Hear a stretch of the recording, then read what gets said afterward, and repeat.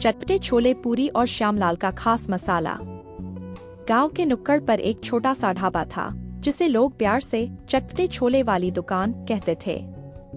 इस दुकान का मालिक था श्यामलाल। श्यामलाल का छोले पूरी बनाने का तरीका पूरे गांव में मशहूर था। उसकी पूरी गरम गरम फूलकर गोल हो जाती और छोले इतने स्वादिष्ट होते कि लोग दूर दूर से खाने आते। लेकिन श्यामलाल का एक नियम था, वह कभी भी अपने छोले पूरी का राज किसी को नहीं बताता था।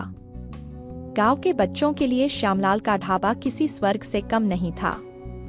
रोज शाम को जब स्कूल की छुट्टी होती तो बच्चे सीधे उसके ढाबे की तरफ दौड़ पड़ते।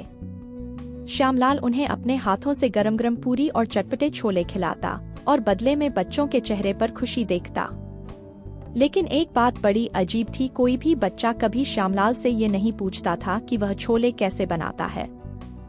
यह तो सभी को पता था कि उसका स्वाद अनोखा था, लेकिन इसका रहस्य क्या था, यह किसी को नहीं पता था। एक दिन गांव में एक नया लड़का आया। उसका नाम था राजू। वह अपने माता पिता के साथ शहर से गांव में रहने आया था। राजू एक होशियार और जिज्ञासु लड़का था। गांव में आते ही उसने श्यामलाल के छोले पूरी के बारे में सुना और सोचने लगा, आखिर ऐसा क्या खास है इन छोलों में जो सभी लोग तारीफ करते हैं।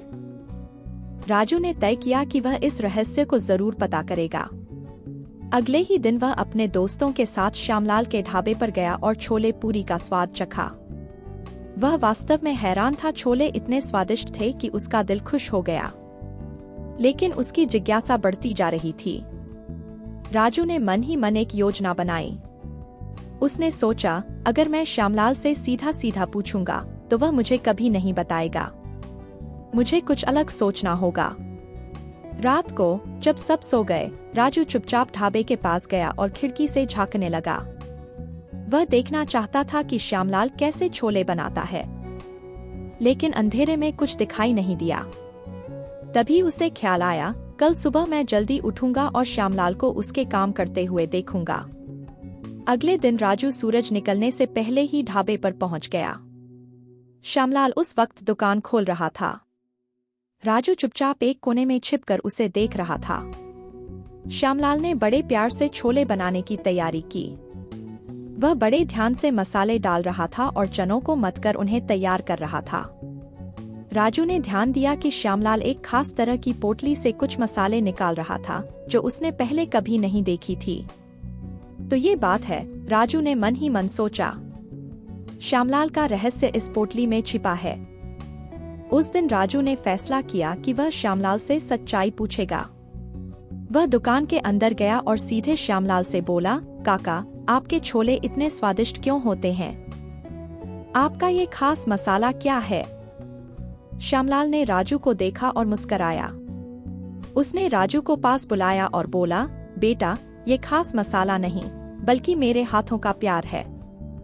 जब मैं ये छोले बनाता हूँ तो उसमें सिर्फ मसाले नहीं डालता बल्कि अपना दिल भी डालता हूँ। हर बार जब मैं छोले बनाता हूँ तो सोचता हूँ कि इसे खाने वाले को खुशी मिले। यही मेरा असली राज है। राजू ने सोचा, तो असली रहस्य मसालों में नहीं बल्कि इरादों में है। राजू ने उस दिन एक बहुत बड़ी सीख ली।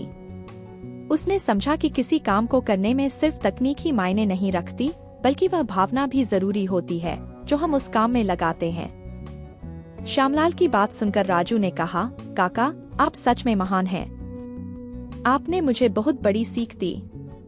अब मैं भी हर काम दिल से करूंगा। श्यामलाल ने हंसते हुए राजू को गले से लगा लिया और कहा, बेटा, हमेशा याद रखना, जिस काम में दिल होता है वो कभी भी अधूरा नहीं होता। उत्सव का दिन। राजू की यह कहानी पूरे गांव में फैल गई। सभी लोग अब समझ गए थे कि श्यामलाल के छोलों का असली राज क्या है। अगले कुछ दिनों में गांव में एक बड़ा उत्सव हुआ जहां सभी ने मिलकर श्यामलाल के छोले पूरी का आनंद लिया।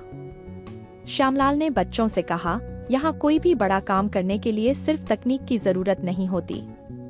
सबसे जरूरी है कि आप उसमें अपना प्यार और मेहनत डालें। यही है असली सफलता का मंत्र।